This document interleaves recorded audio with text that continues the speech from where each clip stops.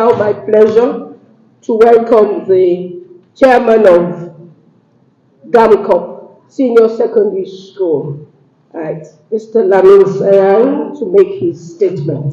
Ar-Rahman Ar-Rahim. Allahumma salli ala Sayyidina Muhammad wa ala ali Muhammad wa sallim.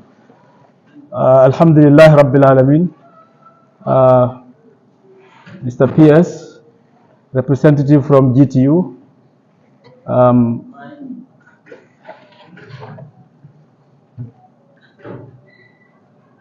a representative from HR, the HNO, WAEC, a representative from Region 2, Director,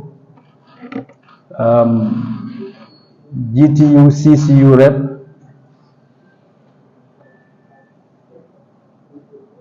executive members of GAMCOP, the President Gambia Teachers Union, colleague principals, good morning. Good morning, esteemed stakeholders, value colleagues and friends. It is with great pleasure that I welcome you all to our annual general meeting and electoral Congress of Gambia Conference of Principals, Senior Secondary School. Your presence here today is an indication of your continued interest and commitment to the welfare of our conference. As we gathered here today, I would like to take a reflection on the tenure of the outgoing executive, covering from January 2022 to December 2024. It has been a period of achievement despite the challenges such as the global economic downturn, underfunding, and the delay in payment of SIG and our subvention. As an executive, we have remained steadfast in our commitment to seek the interests of all teachers and uphold the integrity of our profession. Today, I crave your indulgence as I take you through some of the progresses made, the challenges faced, and the way forward. At our Mansa Concord General Meeting and Congress held on the 15th January 2022, a new executive was elected, which constitute the following. Please, if I call your name, could you please stand up for others to see? Jalimori Jobate was my vice. Lamin Mara was the secretary. Sukai Seka Sanyang was the assistant. Hadisi Jame treasurer. Biranjain auditor. Mamadi Sise PRO.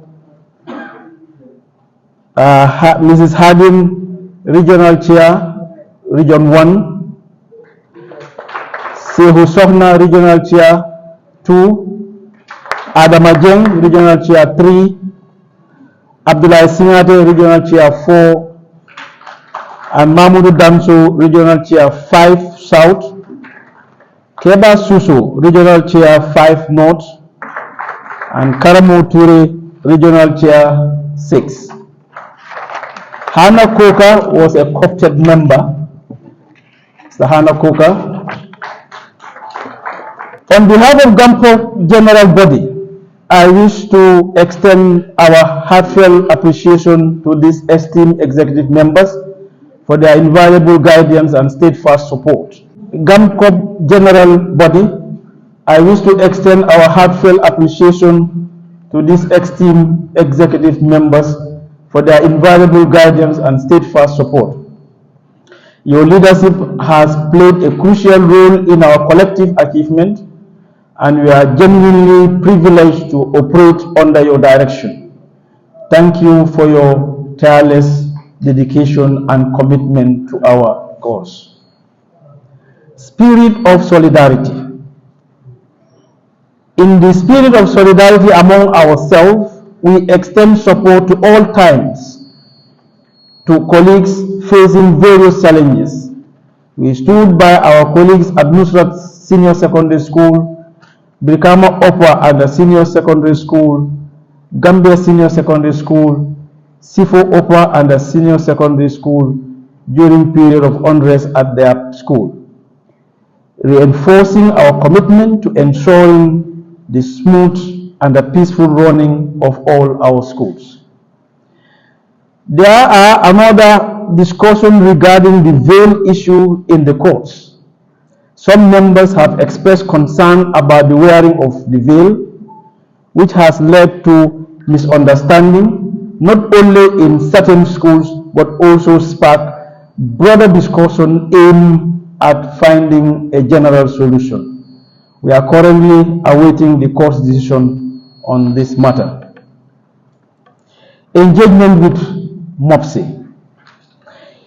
In line with our expectations, we had a number of consultative engagements with MOPSI during the period under review. I would like to take a moment to spotlight some of these significant interactions. Tripartite meeting on examination malpractice in WAEC examination with MOPSI, WAEC, and GAMCOP senior secondary schools. In 2022, we witnessed a significant increase in examination malpractice as reported by WAEC. Consequently, students found to be involved in such actions face varying degrees of penalty, ranging from the cancellation of their entire results to the recognition of the examination centers and the cancellation of specific subjects. It became clear that addressing this issue by solely applying students' punishment was not sufficient. Therefore, the permanent secretary was prompted to consider accountability measures for the teachers and schools associated with this practice to effectively mitigate the problem. To this end, an urgent meeting was convened by the PS, bringing together various stakeholders to collaboratively seek solutions and strategize on reducing this troubling issue.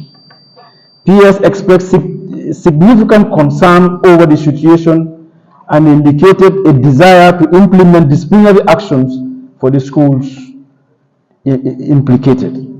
However, an appeal was made for the conference to also fulfill their responsibilities and address the problems of examination malpractice. As a result, a research initiative was launched to investigate the matter further. In partnership with MOPSI, GAMCOP Senior Secondary School, GAMCOP Upper Basic School, the Teachers Union, a nationwide tour was conducted to assess the prevalence of examination malpractice. This initiative was done in two phases. During the first phase, we aimed at gathering pertinent facts about examination malpractice. Our findings align closely to those reported by WAEC during the evaluation of students' scripts. Through interviews with both students and teachers, we identified several forms of examination malpractice, including copying from another student's work, bringing unauthorized materials into the examination room, such as plain papers, condensed or summarized notes, books, handkerchief, writing on body parts, using mobile phones and other electronic equipment, exchanging answers with other candidates and sharing materials including calculators and electronic devices. There are also instances where certain individuals or organizations, both locally and globally, engage in unethical practices misleading students. These groups solicit payment from students by promising to provide them with answers to examination questions. Phase 2 was focused on raising awareness among all stakeholders, principals, teachers, and the students in the wider community about the implication of examination malpractice. As we know, examination malpractice, often referred to as cheating or corruption in educational assessment, carries numerous negative consequences for individual institutions and society as a whole. Allow me to highlight few of them. It compromises academic integrity. Cheating undermines the fundamental principles of honesty and fairness in education. It devalues the hard work and dedication of students who study diligently. Inaccurate assessment of knowledge and skills. Examination results obtained through cheating do not reflect the true abilities and the capabilities of the students. This can lead to misplaced confidence and their future academic and professional success. 3. Erosion of trust in educational institutions. When cheating becomes prevalent, it erodes public trust in the quality and reliability of educational institutions. This can negatively impact the reputation of schools. 4. Negative impact on the job market. Individuals who obtain qualification through cheating may not possess the necessary skills and the knowledge required for their chosen profession. This can lead to poor performance and ultimately damage the reputation of the profession. 5. Unethical behavior and societal consequences. Cheating can foster a culture of dishonesty, shortcuts, potentially leading to unethical behavior in other areas of life.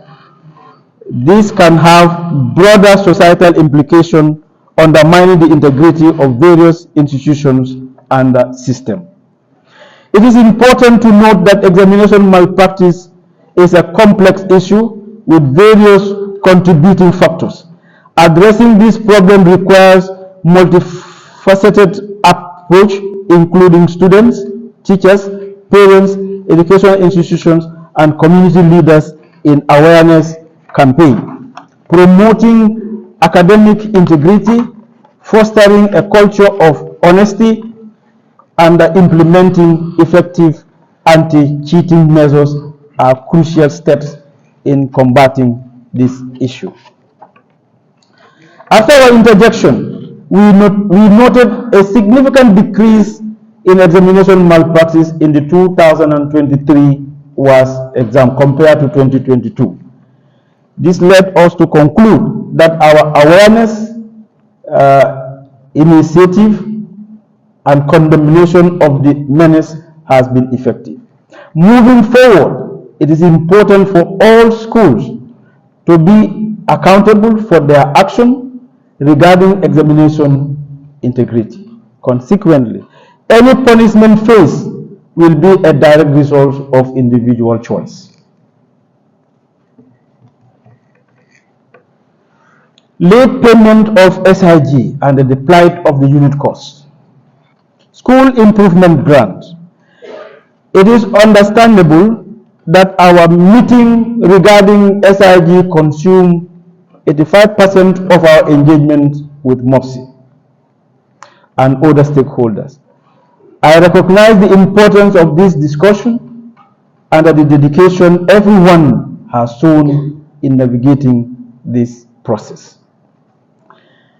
The school improvement grant was introduced in the Gambia in 2013 by government to take off the burden from parents of paying school fees. Suffice to say, its introduction brought in lots of benefits into the education sector, such as improving access to education, enhancing teaching and learning, promoting equity and inclusion.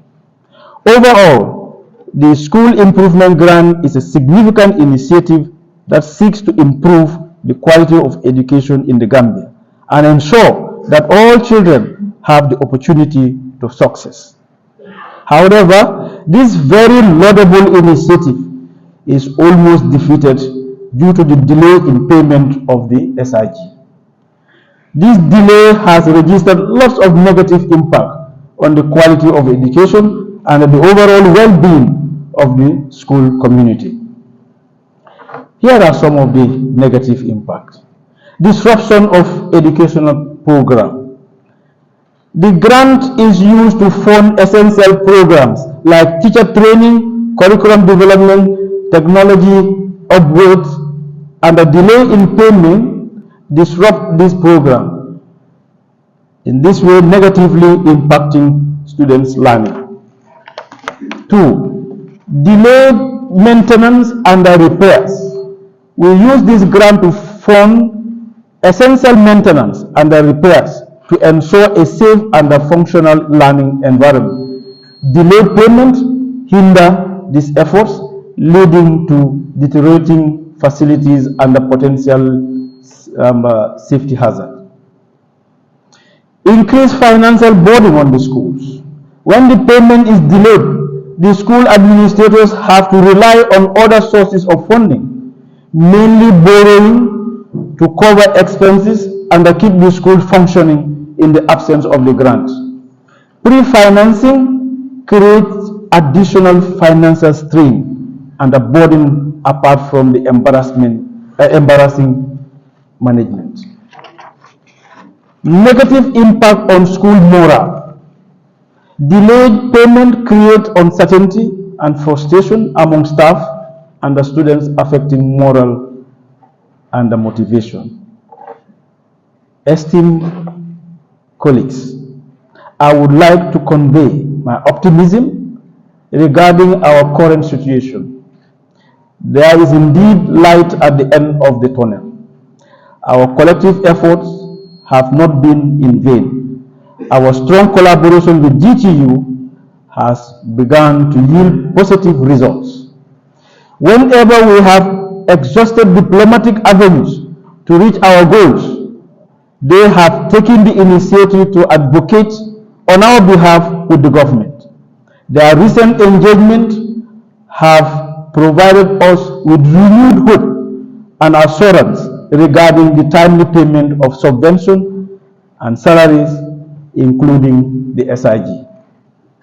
Moving forward, we anticipate that the subventions will be disbursed in alignment with salary payment.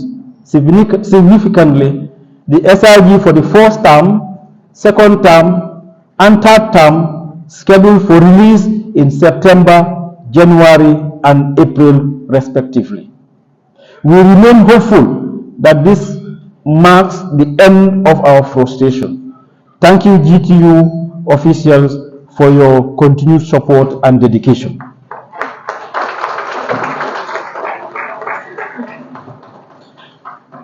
The proposed salary increments and other allowances. In 2022, the government outlined an ambitious plan to significantly enhance the salaries and allowance of civil servants.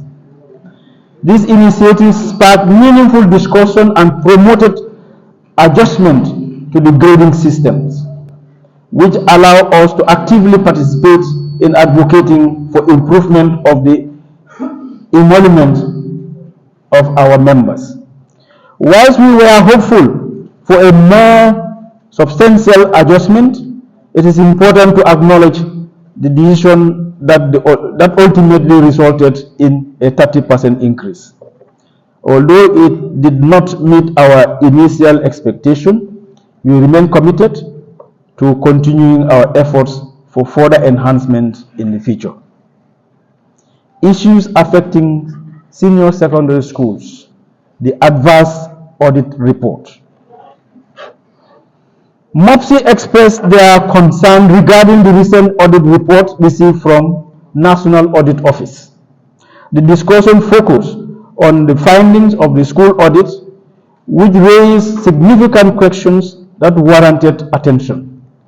In light of these serious queries, MOPSI demands it essential to convene a meeting with the executive of GAMCOP, Senior Secondary School, to collaboratively address the issues and explore constructive solution to safeguard the institutions.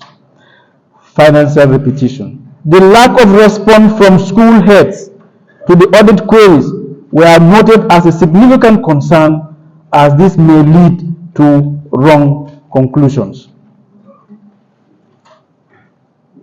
continuous professional development, CPD. The meetings we held with MOPSI encouraged GAMCOP executive to call for 2 distinct professional development workshops for all principals. Considering that auditing accounts intersects with the school budgets and the procurement processes, we propose to focus on the workshop to focus the workshop on the 3 key areas of school policies. School audit. In his introduction to the audit report workshop, PS Mendy highlighted how disturbing were some of the issues raised by the National Audit Office. The audit report indicated some gross misappropriation of funds, which made the finance minister at some point threatening to stop the SIG payment. PS admonished principals to work together as a sector and utilize the SIG for its stipulated purpose. He cautioned that as the principal accounting officer of MOPSI, he wouldn't want to see principals being called at the National Assembly to account for their expenditure. Mr. Babu Juf, a personnel of the Internal Audit Office, MOPSI, dilated on the findings of the NAO of schools and institutions. Mr. Jude mentioned that about 200 findings were highlighted, including the misappropriation of funds, and some of these institutions failed to respond to the allegations made by the auditors. He said some of these problems were due to accounting officers failing to respond to queries, no project identified, no planning of budgets. He reiterated that the cash book is also required whenever spending is made on the SIG. He commended the some principles for the proper management of the SIG. Mr. Juve urged principals as accounting officers to acquaint themselves with the 2016 financial regulation. In our second CPD workshop, the facilitators from the National Audit Office, Mr. Bakari Trawale, started with the objective of the audit exercise, which looked into performance and impact, not only to aid the financial aspects, but also to add value and enhance the management of schools. He said the audit process starts with the engagement letter, where they inform the regional directorate before coming. Then the entrance meeting, review of documents, providing evidence as audit is evidence-based, discuss the finding report based on the issues highlighted during the findings. This basically means the person involved in the audit process are aware of every aspect of it. He said always it is the institution that is audited, not the individual. That is why files should speak for themselves. There should always be proper handing over process from one administrator to another, and there should be evidence when responsibilities are taken. He said, he again emphasized on the importance of the response of principals and managers to issues raised in the audit report. Mr. Trawale stressed that school managers, like every other public servant, should be conversant with the policy document. They should spend according to the policy guidelines. They should avoid spending without proper payment vouchers, implying one must not spend on something that is not planned for. On the importance of record keeping, he said, everything must be recorded about the institution because the affairs of teachers are audited. There is financial audit, compliance audit, and performance audit. At its best, ladies and gentlemen, a school audit report is a detailed examination of the school's financial record, operational process, procedure, and compliance with relevant regulations. It provides a comprehensive assessment of the school's financial health, administrative efficiency, and adherence to educational standards. Therefore, I want to urge all of us to welcome the auditors, work with them, and enhance a plausible management environment. Public procurement authorities. The GPA, the officer that represented them and delivered the lecture was one Ibrahim Asanyang. He highlighted basic procedures in the public procurement and stated their main functions and regulations and monitor public procurement. The scope of the application and areas. All public procurement except national events where the provision of the acts conflicts with the rule, for instance, with donor agencies should include 3 permanent members: the head of the institution, the bossa or the boss's office, the procurement officer. He said there should be need assessment in school, GPA procurement form 103, procurement planning form. He stressed that public procurement needs planning and that the records must always be submitted to GPA. On the procurement cycle, this includes pre-tendering, tendering, post-tendering, and the officer elaborated on them. He also discussed the procurement methods: single source, open tender, restricted tender, not for advertisement, pre-qualification tender. Second-hand items must not be in use for more than 5 years. The requisite forms, he said, the form 100 has transparency nature. At least 3 people must be aware of the transactions.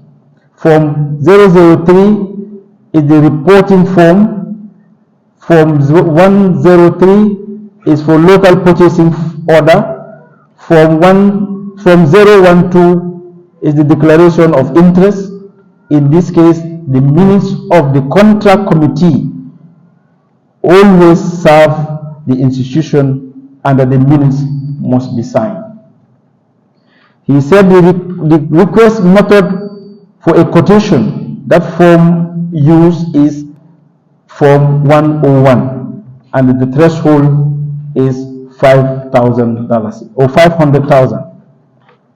Finally, Mr. Salim spoke on the GPPA reporting procedure, which he said are mandatory to all public phone users. There must be reporting period and time, and that before the 15th of each month, there must be approval. Non-reporting of procurement and its application is a crime in the laws of the Gambia.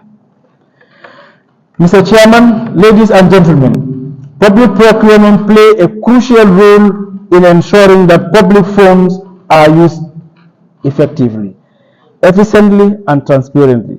Here are some of the advantages of following the regulation: accountability and transparency, fairness and competition, and efficiency.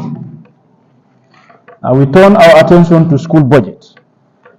School budgeting is identified as the process of planning and managing the school's finance to ensure that it has the resources to meet its educational goals.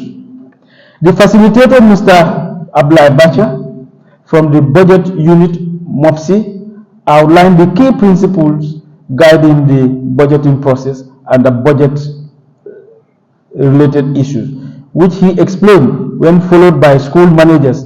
Their work is enhanced. These include program-based budgeting, subvention, PE or OC and SIG, and school budget preparation. He then went on to elaborate on all these processes, putting emphasis on spending in accordance with the approved budget line. This, he said, is by making sure that the managers' expenditures are not above what is approved for them. He also explained the strategy and the policy management, which looks at general administration and finance, support to planning service, support to human resources, development and management, support to curriculum development, support to standard and the quality assurance, support to in-service training and the lifelong learning, support to science and technology innovation, project coordination, monitoring and evaluation, support to regional education and management, support to education service, support to performance management and evaluation, support to early childhood and inclusive education, etc. Mr. Baja also explained that the SIP, that the school improvement plan, which he said should involve the teachers and all stakeholders in education sector. Public service regulation. The GTU had the honor of delivering this important lecture. In summary, Mr. Esa Sow, the Deputy General Secretary, presented a comprehensive overview of the revised public service regulation under the government order, or the GO. Mr. Sow emphasized the importance for both principals and teachers to utilize these documents as essential guiding principle, as failure to do so may lead to challenges in fulfilling their responsibilities effectively. He also provided detailed insights on the procedure requiring study leave, both with and without salary, as well as the eligibility criteria for sick leave and leave of absence. Furthermore, Mr. Sow discussed the selection process of the Board of Governors across the three categories of secondary schools, namely government, assisted or grant-aided, and the private institutions. He encouraged educators to consider transferring their service when moving between sectors, whether from government to board, board to board, or board to government. Additionally, the Permanent Secretary, during his opening remark to principals at the start of the Continuous Professional Development Workshop, reinforced the significance of education policy. He urged all principals and teachers to familiarize themselves with these policies, as it serves as a crucial framework for their work. New subject grouping. In collaboration with the curriculum department, WIEC, we successfully introduced new subjects such as civic education, insurance, marketing, horticulture, animal husbandry, forestry, fishery, and applied electricity, along with various technical and vocational training subjects into the new curriculum, or into the national curriculum. This enhancement not only enrich our academic offerings, but also bring us closer in alignment with the educational system of other West African countries, thus providing our students with the competitive edge they need to drive both regionally and globally. Furthermore, the examination regulations have undergone updates, allowing students to choose a minimum of 7 and a maximum of 9 subjects. The core subjects have also been streamlined from 5 to 3, now consisting of English, mathematics, and civic education. Additionally, departmental core subjects will be determined according to each student's field of study. The new subject grouping. In his introduction to this theme during the CPD, the Permanent Secretary emphasized that the new subject grouping is not a directive from GAMCOP, neither from work or curriculum. Instead, it reflects the social contract that the education sector has with the Gambian people, aimed at fostering the human capital necessary for the nation's socio-economic development. He also highlighted the importance of training additional teachers for the vocational program to better support the initiative. In his address, Mr. Jeng highlighted the objective behind the subject grouping, emphasized the importance of creating a well-structured learning program. He noted that this initiative aimed to guide senior secondary school students in selecting a suitable pathway to develop their vocational skill, preparing them for further education at college, university, or TVET institutions. During the discussion on subject groups, various members raised important points, including the proposal to pair science as an optional subject with health science to provide students with greater choice. Additionally, there was a suggestion to reconsider the inclusion of chemistry as a compulsory subject within the agricultural program. In response, Mr. Balde, HNO WAEC, clarified that their approach is guided by the established program, reiterating that candidates for WAEC 2024 will be limited to registering subjects that are aligned with their designated program. 2024 was a significant milestone as our students faced with a new reform for the first time. The results, though average, reflect a commendable effort and serve as a promising foundation for future success. This achievement is a testimony to the resilience and the determination of both our educators and the students, who have navigated this challenge with incredible strength and adaptability. Together we can build on this experience and strive for excellence in the years to come. Selection of civic education textbook. At the outset of introducing new subjects, including civic education, MOPSI recognized the importance of procuring textbooks for schools. GAMCOP, in collaboration with the curriculum department, successfully identified a suitable civic education textbook. Given that this subject was new, finding an appropriate textbook posed a challenge. However, we confidently chose the only suitable textbook authored by a local writer, and secured an additional copy from Nigeria to ensure comprehensive resources for our students. Continuous assessment. The issue of continuous assessment mark was another area of discussion in the CPD workshop. In his contribution to the topic, P.S. Mendy seriously cautioned the administrators to take up their responsibility efficiently for submitting CAS marks on time to WAEC. He said the consequences of late submission of CAS marks affect not only the release of results but also the analysis. He stressed that the persistent delay in CAS mark must stop. Mr. Jeng, Director of Curriculum, on his part, gave a brief history of continuous assessment exercise, which he said was first piloted in 1992. He spoke about the strengths and the weaknesses of continuous assessment.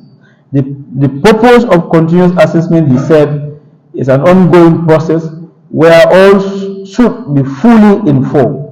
Teachers should use continuous assessment to determine the strength and the weakness of students and to give feedbacks on their processes and achievement. It enables teachers to support students in their performance. Mr. Jeng then delved into the role of key partners That's PMC, WIFE, SQUAD, and the regional directors or the regional offices and the schools. The internal monitoring of continuous assessment include principals or vice principals, academic board members, subject heads, or nominees. The continuous assessment to be properly managed and maintained, there is a need for continuous professional development and call on administrators to report their challenges on the continuous assessment program to the permanent secretary.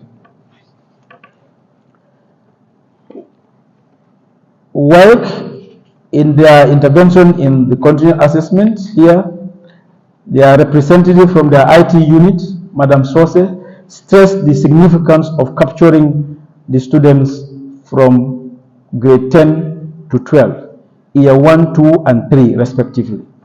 He said the minimum subjects are 8 and 9 maximum, whereas in the new program, the minimum is 7 subjects and maximum 9. She highlighted that work also moderates CA. They use CA marks of a particular group of schools. They do not use one school to moderate another school. A candidate cannot register for a subject for WAS if he or she has not opted for such subjects in grade 10 and 11. The HMO, Mr. Balde, in his turn, deliberated on the genesis of continuous assessment, and he said scores should be generated beginning with the teaching syllabus, both formative and summative assessment. He stressed that continuous assessment is calculated out of 30% of the final score of each student. Ladies and gentlemen, we would like to express our perspective regarding the implementation of CAS marks or continuous assessment marks. At GAMCOP, we believe that a comprehensive training session focused on the process and implementation of CAS marks would be highly beneficial. We have observed that the current approach of processing the CAS marks has not fully achieved its intended goal. In our effort to ensure a more uniform approach, GAMCOP is working on standardizing the process of generating these marks rather than allowing each school to apply their own method. Given that we are all preparing for the same standardized examination, namely WAS, it is crucial for us to have a consistent approach for CAS marks. We believe that without this standardization, there is a risk of creating disparity among schools, which could have negatively which could have negative implications for some institutions. We appreciate everyone's attention with regards to these issues and look forward to our formalization, looking forward to our formulating a standard formula. Continuous assessment marks play a crucial role in modern education system. Allow me to highlight few. Reduce examination stress. Continuous assessment, if it is properly done, it reduces examination stress. Continuous assessment spread the evaluation process throughout the academic year, reducing the pressure of high-stake exams. Regular feedback. Students receive regular feedback on their performance, allowing them to identify areas for improvement and adjust their study habits accordingly. Enhance motivation. Continuous assessment encourages consistent effort and encouragement in learning, as students know their performance is being monitored throughout the year. Holistic assessment. It provides a more comprehensive picture of students' ability, considering factors beyond a single exam performance, such as participation, project work, and assignment. Improve learning. Regular assessment helps students consolidate their understanding and identify knowledge gaps early. Continuous assessment benefits to schools. Early identification of learning difficulty. Teachers can identify students who may be struggling and provide timely support and intervention. Informed teaching practice. Continuous assessment data helps teachers tailor their instructions to meet the specific need for their students. Fair assessment. It provides a more equitable assessment system, reducing the impact of a single bad exam day. Improve students' performance. Regular assessment and the feedback can lead to improved students' outcome and overall academic achievement. Data-driven decision making. Schools can use continuous assessment data to make informed decisions about curriculum, teaching strategies, and resource allocation. In conclusion, continuous assessment is a valuable tool that benefits both students and schools by providing regular feedbacks, reducing examination stress, and promoting ongoing learning. It contributes to more effective and equitable education system. Ladies and gentlemen, now I turn my attention to a concern regarding the changes in textbook procurement policy.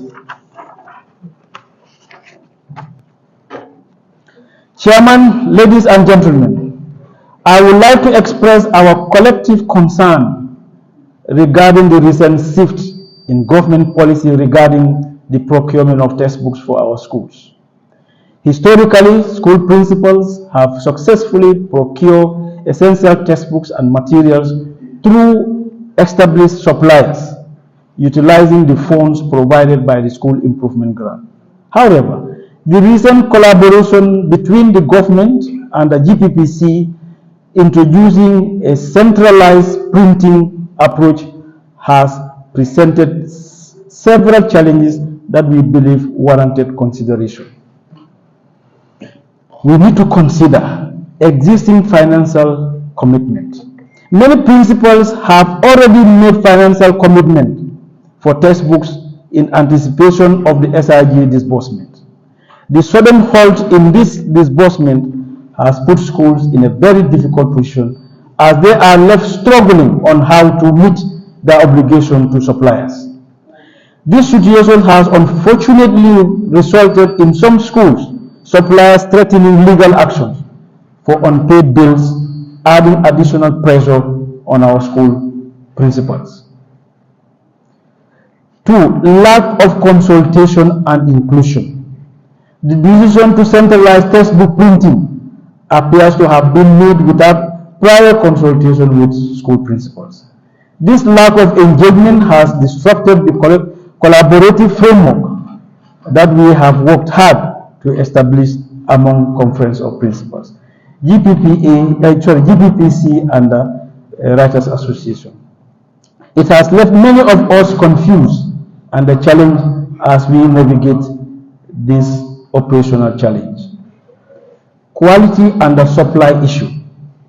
We have observed some concern relating to the new system, including instance of poor quality books that are not durable, inadequate supplies resulting in some schools being underserved. I learned there is a school that received only 3 textbooks out of the lot. The omission of critical subjects from the material produced, which impacts our ability to deliver a comprehensive curriculum. Delayed supply of the textbook. The grade 10 students for the 2023-24 academic year were left without textbook for an entire year. This delay has serious implications for our students' educational experience. We appreciate the government's intent to streamline operation, but we strongly encourage open dialogue moving forward. By collaborating more closely with principals, we can work together to address these challenges effectively and ensure our students receive the quality education they deserve. Ladies and gentlemen, and more specifically to our authorities, the delay in supply of textbook have a lot of negative effects. Here are some of them. It disrupts learning. Students are unable to access the necessary resources to understand and engage with the curriculum, leading to a disruption in their learning process.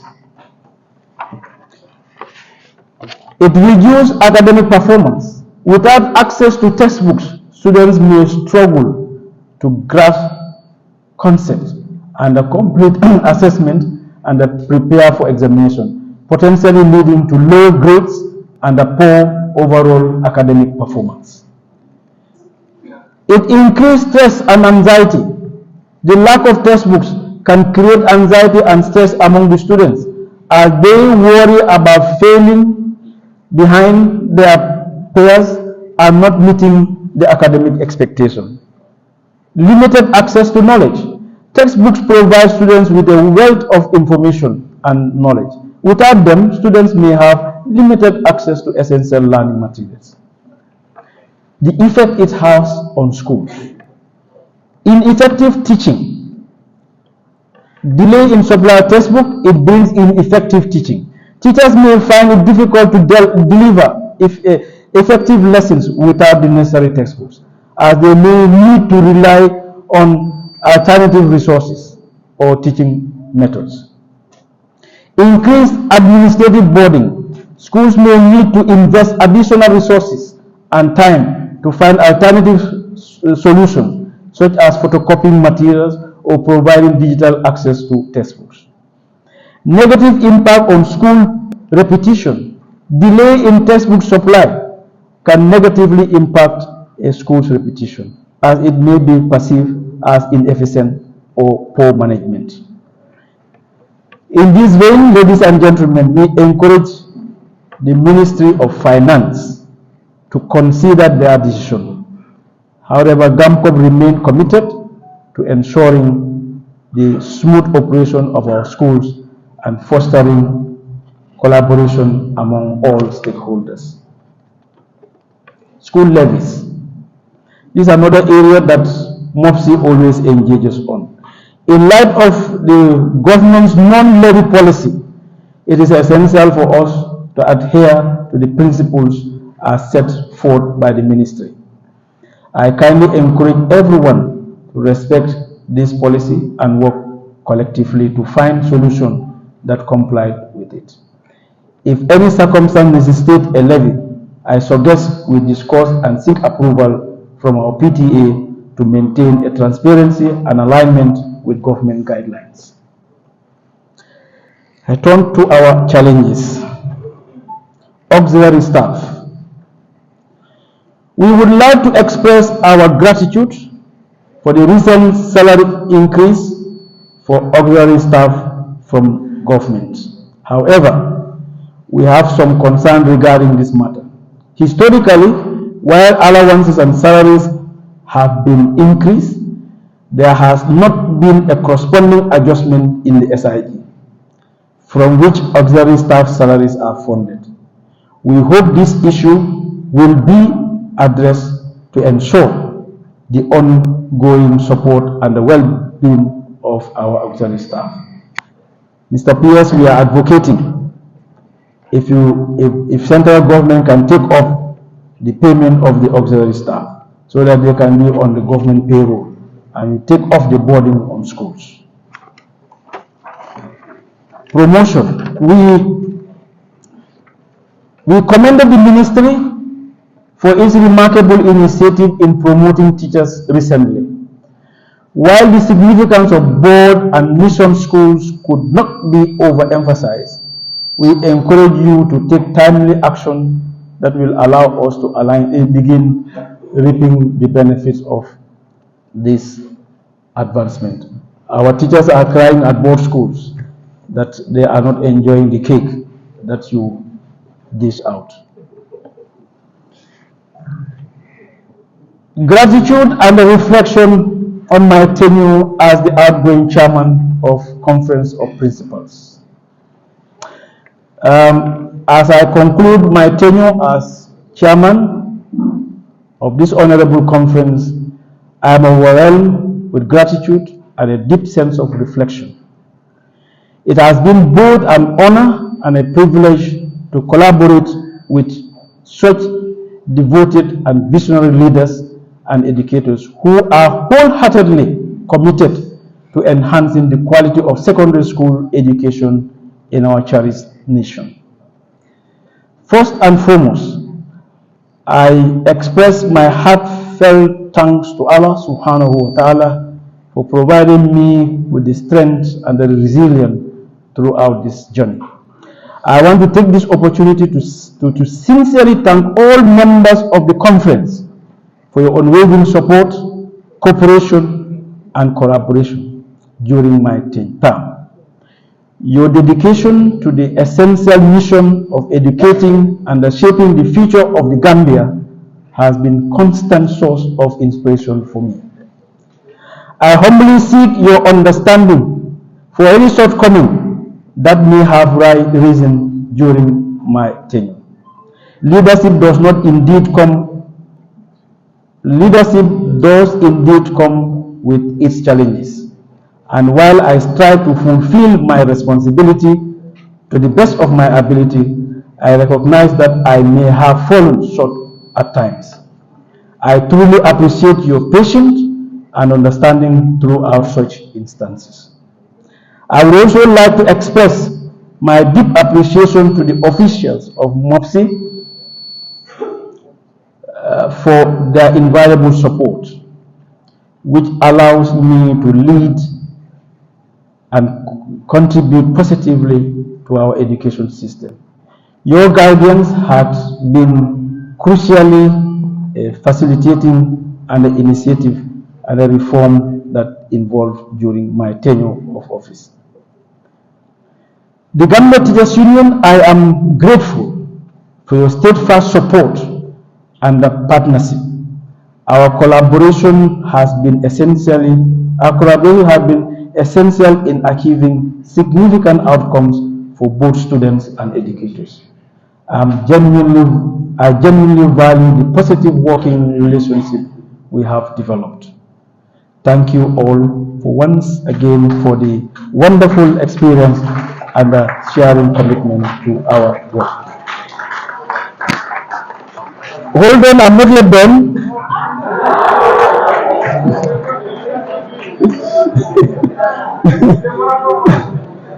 I'm looking ahead as I pass the baton to my successor. I am filled with optimism for the ongoing progress of this esteemed body. The Conference of Principals, the achievement we have accomplished together stand as a powerful testimony of the strength and success of the collaboration and the unwavering dedication of all stakeholders in advancing education in the Gambia. In conclusion, I sincerely thank MOPSI once again and the GTU for their unwavering support. I think I have to specifically thank Permanent Secretary, Mr. Mendy, for not being tired to seeing me or receiving my calls. I pestered his life a lot in pursuing what we all yearning for. Mr. Mendy is exemplary. He did very well for this conference and for this country. We want to see achievement. When we were coming in, I had this apprehension whether I will have the support at the ministry, because when Mr. Karamu Bojang left, he had a big support from PS Boy. The time we were coming, PS Boy left. So we were so worried whether we'll get a PS that will be supporting. That was a real fear that we had at the beginning. But Allah, knowing what He has, for me, PS mainly is God sent to cover. So we can never we can never thank you enough. We can never thank you enough. Once again, colleagues, I thank you very much for the opportunity you gave me to serve you. I cannot also thank you enough. Let all of you forgive me. I have forgiven everybody that I have forgiven. But those I have, please forgive me. Thank you. Thank you. Thank you. Thank you. Thank you.